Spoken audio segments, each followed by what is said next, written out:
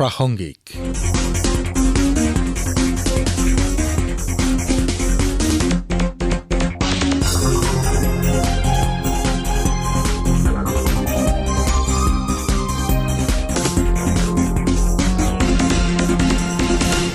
নমস্কাৰ শ্ৰোতাসকল, প্ৰাসংগিকলৈ স্বাগতম। আজিৰ অনুষ্ঠানত শুনক ওদালগুৰি জিলাৰ কৃষি বিষয়া মনোজ কুমাৰ নাৰ্জাৰীৰ সৈতে হোৱা সাক্ষাৎ গ্ৰহণ কৰিছে ওদালগুৰিৰ পৰা আমাৰ সংবাদদাতা নাৰায়ণ ডেকাই। স্বাগতম মহোদয়, ধন্যবাদ। আমি আপোনাৰ পৰা জানিব বিচাৰিছো ওদালগুৰি জিলাৰ যি কৃষকসকল আছে এই কৃষকসকল আৰু ওদালগুৰি জিলাখন যিহেতু কৃষি প্ৰধান জিলা, গতিকে এই জিলাখনৰ কৃষকসকলক আগবঢ়াই নিয়াৰ ক্ষেত্ৰত জিলা কৃষি বিভাগে কেনেধৰণে কি ব্যৱস্থা গ্ৰহণ কৰিছে অকণমান আলোকপাত কৰক আপুনি। হয়, মই থোৰতে ক'বলৈ চেষ্টা কৰিম। আমাৰ এতিয়া বৰ্তমান কেইবাটাও ফ্লেগশ্বিপ প্ৰগ্ৰেম চলি আছে ওদালগুৰি জিলাত। 1 নম্বৰ তাৰ ভিতৰত আছে ফাৰ্মাৰ্ছ ৰেজিষ্ট্ৰেশ্যন, কৃষকৰ পঞ্জীয়ন। কৃষকৰ পঞ্জীয়নটো হৈছে এনেকুৱা এটা বস্তু যিটো নহ'লে আমাৰ বিভাগৰ ফালৰ পৰা বিভিন্ন সা সুবিধা দিয়া হয়, যাতে ধৰক ফচল বীমা যোজনা, ইঞ্চুৰেঞ্চ বীমা কোম্পানী বা PM কিষাণ যিটো চেণ্ট্ৰেল গভৰ্ণমেণ্টৰ পৰা দিয়া হয় আৰু অন্যান্য সা সুবিধা, এইবিলাক যদি সুবিধা পাবলৈ হয় তেনেহ'লে মানুহজনৰ কৃষক হিচাপে পঞ্জীয়ন থাকিব লাগিব। কিন্তু বিভিন্ন কাৰণত যোৱা বহুত দিন ধৰি আমাৰ ইয়াত ওদালগুৰি জিলাত ফাৰ্মাৰ্ছ ৰেজিষ্ট্ৰেশ্যনটো বন্ধ হৈ আছিলে এপছৰ আপডেটৰ কাৰণে। বৰ্তমান এপছটো খুলিছে আৰু বৰ্তমানলৈকে আমি প্ৰায় 10%, শতকৰা 10% আমি আগবাঢ়িব সক্ষম হৈছোঁ আৰু অনাগত দিনত জুলাই মাহটোৰ ভিতৰত আমি যিমান পাৰোঁ সিমান আগবাঢ়িম বুলি আশা ৰাখিছোঁ। এতিয়া দুটামান আৰু সৰু সৰু আঁচনিৰ বিষয়ে সংক্ষেপে ক'ম। আমাৰ এটা PMFBY প্ৰাইম মিনিষ্টাৰ ফচল বীমা যোজনা বুলি আছে। তাতে আমাৰ শস্য যদি ক্ষতি হয় তেতিয়া শস্য ক্ষতিপূৰণ হিচাপে কৃষকক পইচা দিয়া হয়, ধৰক 1 বিঘা 1 হেক্টৰ এনেকে হিচাপত। সেইটো আমাৰ কৃষকসকলে কৰি আছে। যোৱাবাৰ আমাৰ টাৰ্গেট আছিলে 14,000, কিন্তু আমি প্ৰায় 28,000 মান সক্ষম হৈছিলোঁ বীমা কৰিবলৈ। এটা আছে PM কিষাণ, এইটো সকলোৱে জানে যে 2,000 টকাকে মান্থলি দিয়া হয়, মানে বছৰত 6,000 টকা দিয়া হয় এজন কৃষকক। সেইটো আমি প্ৰায় 72,000 কৃষকক দিবলৈ সক্ষম হৈছোঁ। তাৰপিছত অন্য এটা আছে PMKSY, প্ৰাইম মিনিষ্টাৰ কৃষি সিঁচাই যোজনা। এই আঁচনিত আমাৰ কৃষকসকলক মানে পানীৰ সুবিধা দিয়া হয়, ধৰক ড্ৰিপ ইৰিগেশ্যন বা স্প্ৰিংকলাৰ ইৰিগেশ্যন, সেইবিলাক আমি ছাবচিডিত দিওঁ। শতকৰা ধৰক 25% ফাৰ্মাৰ্ছে দিয়ে আৰু 75% পৰা 80% আমাৰ চৰকাৰৰ ফালৰ পৰা ৰেহাই দিয়া হয়। আৰু এটা আঁচনি আছে আত্মা এগ্ৰিকালচাৰ টেকনলজি মেনেজমেণ্ট এজেঞ্চি। এইটো এটা ইম্পৰ্টেণ্ট এটা আঁচনি, এইটো বৰ্তমান আৰম্ভ কৰি থকা হৈছে। এই আঁচনিৰ অন্তৰ্গত আমি কৃষকসকলক বিভিন্ন ধৰণৰ প্ৰশিক্ষণ দিওঁ। বৰ্তমানো ওদালগুৰি জিলাত প্ৰশিক্ষণ চলি আছে। তাৰপিছত আমি প্ৰদৰ্শনমূলক খেতি কৰিম।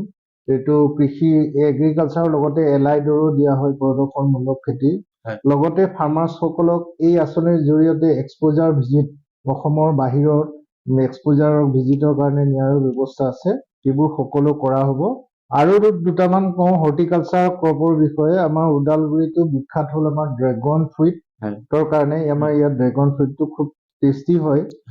আমাৰ 5টা ডিষ্ট্ৰিক্ট আছে, চিৰাং, ধৰক কোকৰাঝাৰ, তামুলপুৰ, বাক্সা আৰু ওদালগুৰি। এইখিনিৰ ভিতৰত আমাৰ ৰাইজে কয় যে ওদালগুৰিৰ ড্ৰেগন ফ্ৰুইটটো অলপ টেষ্টি হয় আৰু ইয়াৰ ৰাইজে এইটো খেতি কৰেও। আৰু বৰ্তমান আপুনি ৰাস্তাত গ'লে দেখা পাব ড্ৰেগন ফ্ৰুইট বিক্ৰী হৈ আছে। তেখেতসকলে অলপমান মাৰ্কেট প্ৰাইচটো কম পাইছে, তথাপি তেখেতসকলৰ মানে যিটো প্ৰডাক্ট হয় সেইটো ঘৰতে বিক্ৰী হৈ আছে ধুনীয়াকে, বাহিৰৰ মাৰ্কেটত যাব লগা হোৱা নাই। এইখিনি মানে। আৰু লগতে ইয়াতে ওদালগুৰিত আৰু এটা বস্তু দেখা পাব, আপুনি যদি ঘূৰিলে মন কৰিব, ইয়াতে বি কিপিং, মৌ বাহ পালন যথেষ্ট আগ্ৰহী খেতিয়কসকল। আৰু লগতে মাছৰুম, যিটো কাঠফুলা খেতি কৰে, কাঠফুলা খেতিও ইয়াত ৰাইজে যথেষ্ট পৰিমাণৰ কৰা দেখা যায়। এতিয়া আমি আৰু এটা আঁচনি ল'ম বুলি ভাবিছোঁ ভৱিষ্যতে। আপোনালোকে গম পাব, মাখনা বুলি এটা খেতি আছে, যিটো বিহাৰ, উত্তৰ প্ৰদেশত কৰা হয়। তাৰ মূল্য বহুত বেছি। এতিয়া আমি উদ্যান শস্য বিভাগক আমি আবেদন জনাইছোঁ যে আমাৰ ওদালগুৰি জিলাত মাখনা খেতিৰ প্ৰচুৰ সম্ভাৱনা আছে। আমাক চৰকাৰৰ ফালৰ পৰা কিছু সুবিধা দিলে ৰাইজে এইটো উপকৃত হয়। এইখিনিয়ে থুলমূলকে ক'লো। জিলাখনৰ পৰা দেখা পাইছোঁ যে বহিৰাজ্যলৈ বা বহিৰাষ্ট্ৰলৈ কিছু উদ্যান শস্যই হওক বা ৰঙালাও হওক হয়। ৰপ্তানি কৰা দেখা পাইছো। হয় হয় সেই বিষয়বস্তু কেনেকুৱা ধৰণৰ ইয়াত আপোনালোকৰ কৃষি বিভাগৰ জৰিয়তে মানে সেইবোৰ পঠোৱা হৈছে হয়। নে তেওঁলোক পোনপটীয়াকৈ নাই, কৃষি বিভাগৰ জৰিয়তে দিয়া হৈছে, কাৰণ খেতিয়কসকল ইমান জ্ঞাত নহয়, হয়। প্ৰচেছটো নাজানে। হয়। আমি তেখেতসকলক লাইনটো দেখুৱাই দিছো, আৰু সেই হিচাপে আমাৰ ইয়াতে লোকেলি ধৰক তৰমুজ, ৰঙালাওৰ উপৰিও হয়। আমাৰ বহিৰাজ্যতো এইবোৰ ৰপ্তানিৰ ব্যৱস্থা কৰা হৈছে। আৰু ইয়াতে আমাৰ ডিষ্ট্ৰিক্ট ওৱান ক্ৰপ আমাৰ পটেটো ধৰা হৈছে, ইয়াতে আলু খেতিও যথেষ্ট কৰা হয়। কিন্তু আমাৰ আলু এতিয়া আমাৰ ইয়াতে যিটো জিলাত দৰকাৰ হয় সেইখিনিয়ে কৰি আছে, মানে এক্সেছ হোৱা নাই এতিয়ালৈকে। আলু খেতি যথেষ্ট খৰচী খেতিও। হয়। বাকী ধৰক নেমু, ৰঙালাও, আনাৰস এইবিলাক আমাৰ ইতিমধ্যে ৰপ্তানি আৰম্ভ হৈছে। কিন্তু আমি কৃষকসকলৰ পৰা হাততে শুনিবলৈ পাওঁ এটা অভিযোগ যে শীতলীকৰণ গৃহৰ যি পৰ্যাপ্ত ইয়াত নথকাৰ হয়। তাৰ কাৰণে যিবোৰ তেওঁলোকৰ উদ্যান শস্য হওক বা অন্য হয়, শাক পাচলিবোৰ হয়, পচিবলৈ ধৰে, তেওঁলোকে হয়। উচিত মূল্য পোৱাৰ আগতেই নষ্ট হৈ যায়। এই ক্ষেত্ৰত তেনেকুৱা ধৰণৰ পৰিকল্পনা আছে নেকি? তেনেকুৱা মানে আপোনাৰ শীতলীকৰণ যিটো ভঁৰাল বুলি কৈছে, হয়। আমি লালপুলত এটা শীতলীকৰণ ভঁৰাল ইতিমধ্যে বনোৱা হৈছে। হয়। আমাক যিটো কৃষি যান্ত্ৰিকীকৰণ বিভাগ, তেখেতসকলে আমাক এইটো হেণ্ডঅভাৰ কৰিব। তেতিয়া লালপুল, দলগাঁৱকে আদি কৰি ৰৌতা, ওদালগুৰি, মাজবাট এইখিনি যথেষ্ট সংখ্যক খেতিয়ক উপকৃত হ'ব। তাৰোপৰি বৰ্তমান আমাৰ মাননীয় মুখ্যমন্ত্ৰী মহোদয়ে অহা 18 জুলাইত এটা শিবিৰ পাতিছে, য'ত আমাৰ AIF এগ্ৰিকালচাৰ ইনফ্ৰাষ্ট্ৰাকচাৰ ফাণ্ড বুলি এটা আছে। হয়। তাত আমাৰ খেতিয়কসকলক গ্ৰুপ হিচাপে হওক বা ইণ্ডিভিজুৱেলকে হওক ব্যক্তিগতভাৱে দিয়াৰ ব্যৱস্থা কৰা হৈছে। আমি বৰ্তমান যিটো বেনিফিচিয়াৰী আমি চিলেকশ্যন কৰি আছো, বাছি আছো, আৰু 18 তাৰিখৰ ভিতৰত আশা ৰাখিছো তেনেকুৱা কিছু খেতিয়ক যিসকলে কোল্ড ষ্টৰেজ, শীতল ভঁৰাল মানে সৰু পৰ্যায়ত কম হেৰিত কম খৰচী তেনেকে যাতে আমি দিব পাৰো, সেইটো কাৰণে আমি চেষ্টা কৰিম। কোনো ইচ্ছুক কৃষকে আগবাঢ়ি আহিলে হয়, তাৰ দিয়াৰ ব্যৱস্থাখিনি বহুত ইচ্ছুক থাকে, তেখেতসকলে মানে প্ৰচেছটো নাজানে, সেইসকলৰ কাৰণে আমি ঘৰত গৈ দিয়াৰ ব্যৱস্থা মানে গোটেইখিনি ইনফৰমেশ্যন দিম বুলি আমি ঠিক কৰিছো। খুব ভাল কথা। লগতে আৰু এটা কথা ক'ব বিচাৰিছো যে সাধাৰণতে এতিয়া ৰাইজৰ মাজত এটা চৰ্চা চলিছে যে শাক পাচলি খেতিত কৃত্ৰিম সাৰ ব্যৱহাৰ কৰে, কি আমাৰ কীটনাশকবোৰ ৰাসায়নিক।